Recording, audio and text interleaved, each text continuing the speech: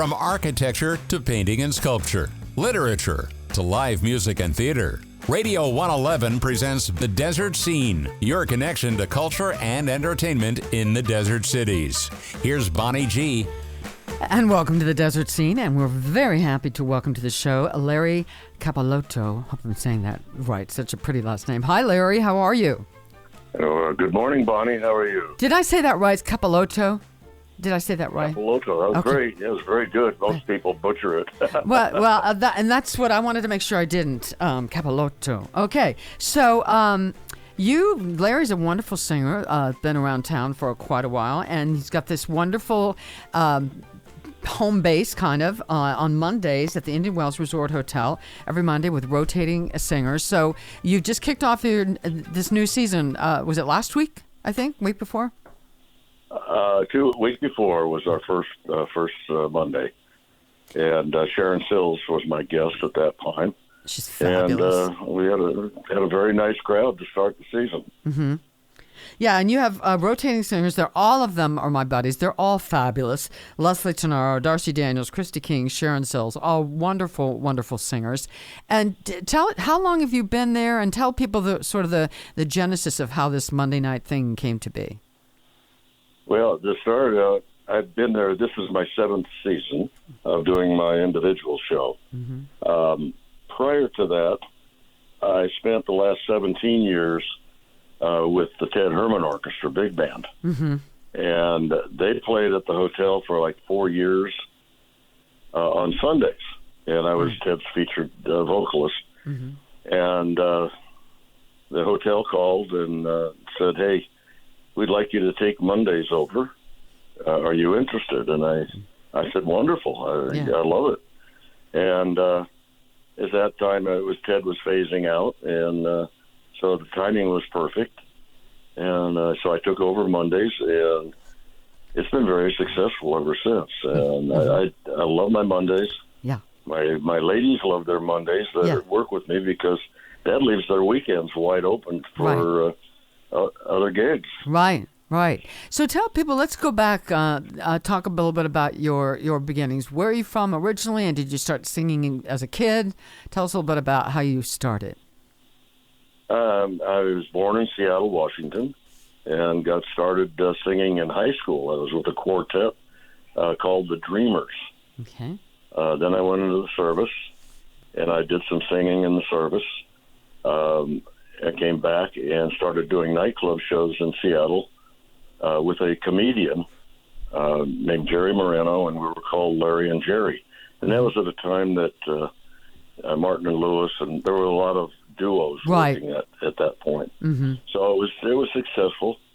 And, as things happen, we eventually went our own ways, and I started doing singles. And then I moved to the desert. What made you come to the desert? What made you make that decision? Well, one of the groups that I worked with in Seattle was a group called Pete Mateo Trio. And they used me as a fourth man, and it really worked well because I love harmony. Mm-hmm. And they did a lot of 3-part harmony type things. And they ended up moving to the desert. Mm. And so I came down to visit them. And when I got off the airplane, it was like, wow, it felt like I was home. Yeah. And that's exactly how it all happened. And the next thing I knew, I sold my house and moved down here. Wow. And what year was that? That was 30 years ago. Wow. 1989, I believe it was. Yeah. So it's and I've never looked back. And Seattle has a lot of clouds and a lot of rain. You look up at the sky and see sun all the time. And what an attitude adjustment that is. Absolutely. It's easier to be happy and smile. So tell people about I always love to ask singers in particular about your style. If you had to describe your style of singing or entertaining, how would you describe it? Well, I'm a crooner. Basically is the way to explain it. Mm-hmm. And, I love the kind of music that I do is the American Songbook, mm-hmm. the Sinatra, the Dean Martins, Right. the type of music that I grew up with. Right. And that's the music I'm more comfortable with. Mm-hmm. And it appears that, a lot of the crowd in the desert is an older crowd. And so a lot of the people, it's the area that they grew up in as well. So it works well for me. Yeah. Did you study voice and singing when you were younger? No, I didn't. I never did. It just seemed to come naturally to me. And I probably could have learned a little better breath control. Hold out notes a little longer. Yeah. But other than that, I think it all worked out pretty well. I come from a musical family. I was just going to ask you that. My dad sang, and my sister sang. Mm-hmm. She sang on the radio years and years and years ago. And then my other brother, one of my other brothers, sang, and actually has a record in the archives in Washington D.C. of the Seattle World's Fair. Oh. He recorded a song, and they put it in the archives. So that's he's great. Pretty proud about that. So, but it's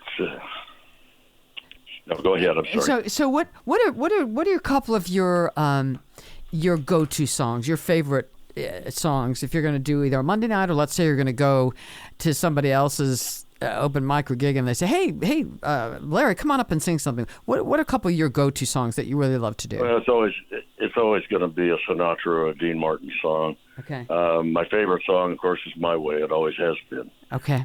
And so that's really my go-to song. It's probably everybody in the world's go-to song that gets up and sings somewhere. But, most singers don't know their own keys. Mm-hmm. If you're working with, when you're working with tracks, you end up just, working with the tracks and you adjust them to what you want. Right. But it's and that was a funny story with Ted Herman. They wrote 17 pieces. They all read music. Mm-hmm. And I'd say, Ted, I need to know the bell tone to come in on. Mm-hmm. And he said, look, you just be where you're supposed to be. We know what we're doing. And that was Ted's best piece of advice. Mm-hmm. And so you listen very carefully to the start of a song. Yeah. So and you know it from your experience. The bell tone is what you listen for. Yes. It gives you that first note. Yes, and that's pretty important. It's pretty important to come in on that right note. So, do you do private things? Are you around town? I've known Indian Wells Resort Hotel is kind of your home base, but are you around town anywhere else singing? I sing at the Sons of Italy the third Wednesday of every month, which is one of my fun gigs.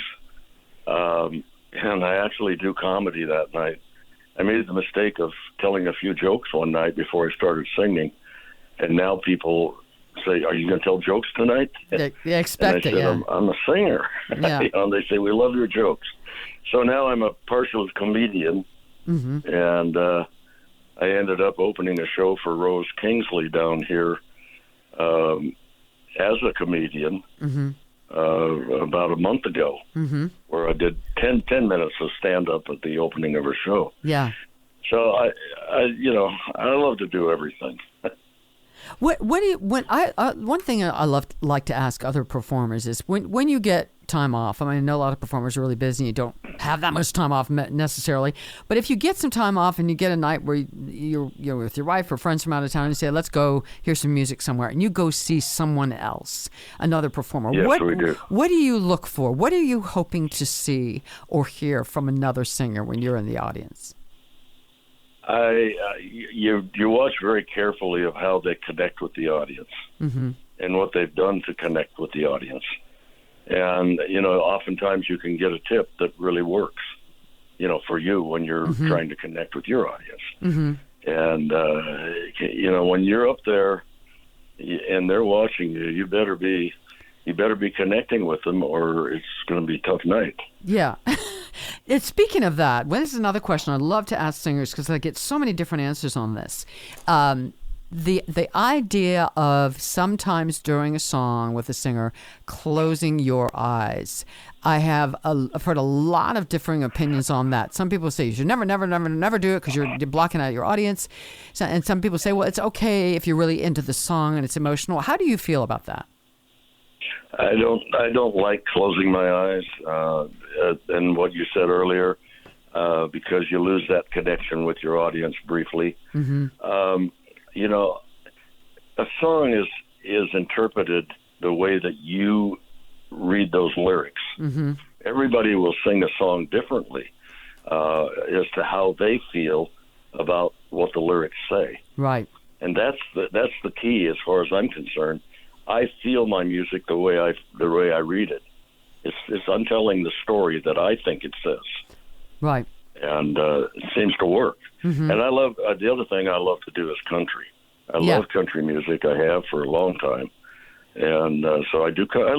I do some country in my shows, and I do a little bit of rock and roll. Not the new stuff, but the older rock and roll. More classic rock. Yeah, more classic rock. And so I try to give the audience a complete show when I do it. And the female singers that I have with me, they change my show. Mm-hmm. 3 hours up there on stage with just me. That's a lot for any singer. Yeah. Yeah, it's a lot. You know? And so we started with the idea of let's get a hook. Let's something that changes our show so that the customers are captured. Right. And that was bringing in the female guest artists. Sharon Sills, for instance, has been with me for 6 years. Yeah. And she started her 7th year with me. Mm-hmm. The girls love it. They say, hey, we come to the show that night. We don't have to do anything except sing. Just right. Everything's just set up show up. Yeah. Well, Larry Capeloto, every Monday, 6 to 9 p.m., Indian Wells Resort Hotel, the Larry Capeloto Show with different singers each week, and they're all fabulous. Continued success, and you should do some radio. You have that great resonance to your voice. Thank you so much for being here, and continued success. I really appreciate it. Bonnie, my pleasure. Thank you for having me. All right. You have one wonderful day. See you soon. Okay. All right. And we'll see you guys next time on The Desert Scene.